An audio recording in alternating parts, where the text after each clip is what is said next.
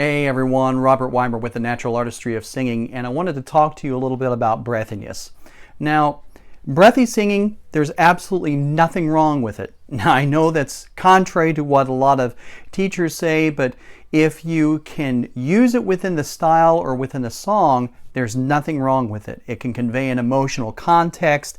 It can do a lot to sell the idea of the performance.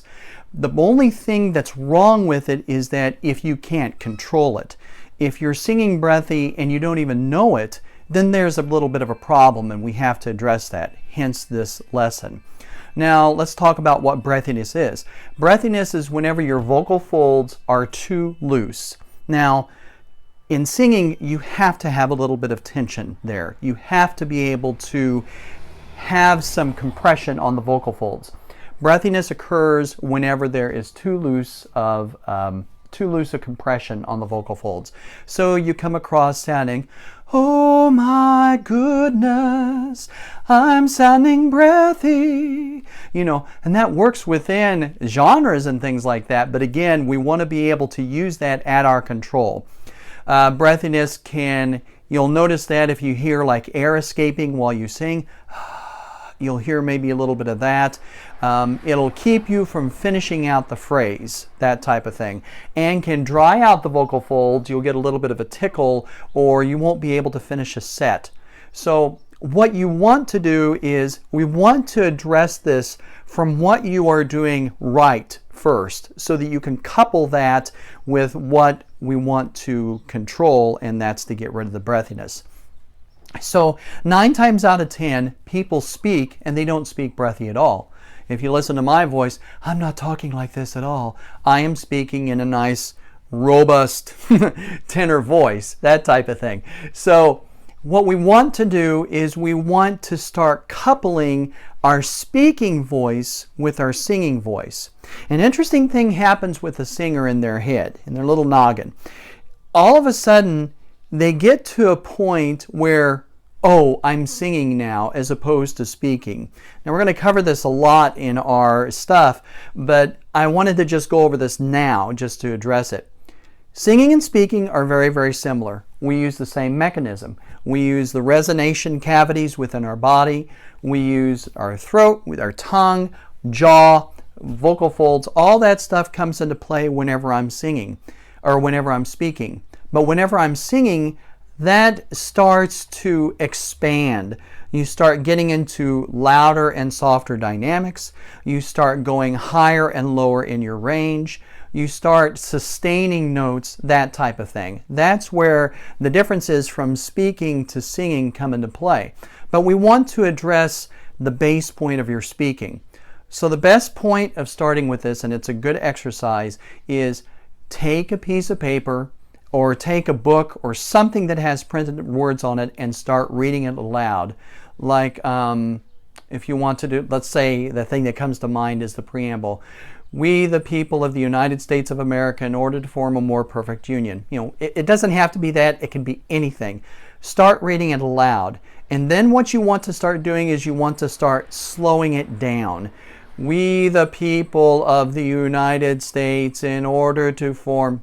Okay, so you want to slow that down, and then you want to slow that down even further. "We, the people of the United..." Okay, eventually what's going to happen is you may come across that break, that threshold in your mind where you're saying to yourself, okay, I've stopped speaking, I'm starting to sing now.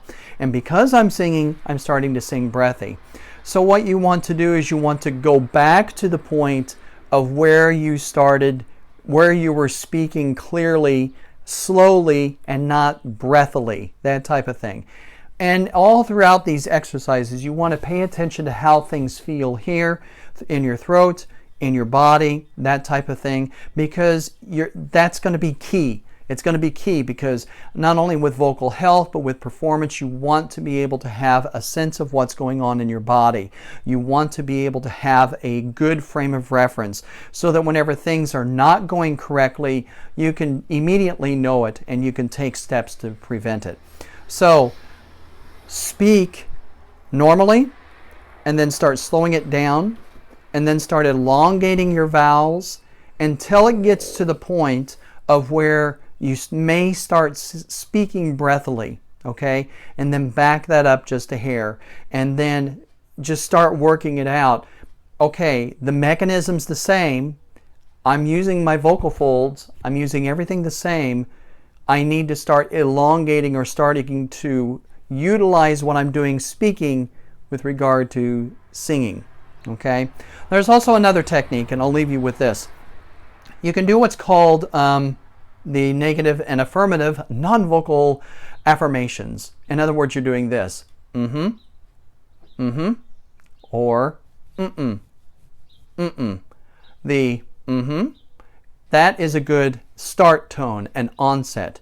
You're using exactly the right amount of air and the right amount of tension to be able to produce a tone. Mm-hmm. Don't overthink it, just do it. And then the negative aspiration or negative affirmations, mm-mm, mm-mm. That's the compression.